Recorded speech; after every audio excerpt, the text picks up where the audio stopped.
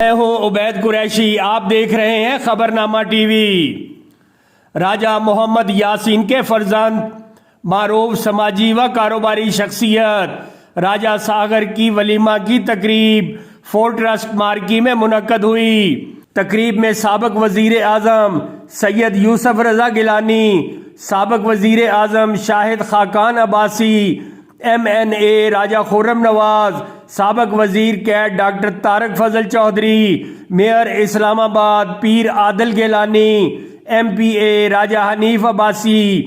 MPA ناصر بخاری، سجادہ نشین بری امام سرکار پیر سید حیدر علی گیلانی، سجادہ نشین گولڑا شریف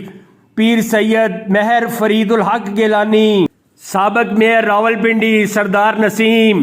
گوہر نسیم، سابق ڈپٹی میئر اسلام آباد چوہدری رفعت جاوید، چوہدری اکرام، نون لیگی رہنما چوہدری خالد منیر، صدر PWD سوسائٹی چوہدری آصف ارشاد، ملک ذیشان حسرت، چیمبر آف کامرس کے نائب صدر اخوان زادہ فہیم، اخوان زادہ نعیم،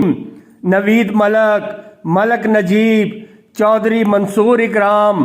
عبداللہ عباسی، راجہ سعد ضیاء،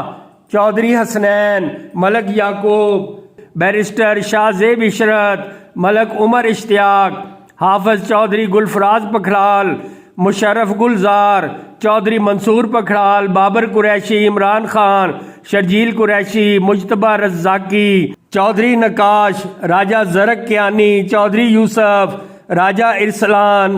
شیخ ارسلان، صفدر بٹی، راجہ سفیر ملتان خان، ملک ندیم، راجہ وحید، حبیب اللہ خان، ممبر راجہ آصف پیجا سمیت علاقہ معززین، دوستوں، احباب اور عزیزوں اقارب کی بڑی تعداد نے شرکت کی۔ اس موقع پر مہمانوں کی توازے پرتکلف عشائیہ سے کی گئی۔ دیکھتے رہیے خبرنامہ ٹی وی، پڑھتے رہیے خبرنامہ میگزین۔ 81 راجہ ساجد، ہمارا چینل سبسکرائب کیجئے، شکریہ۔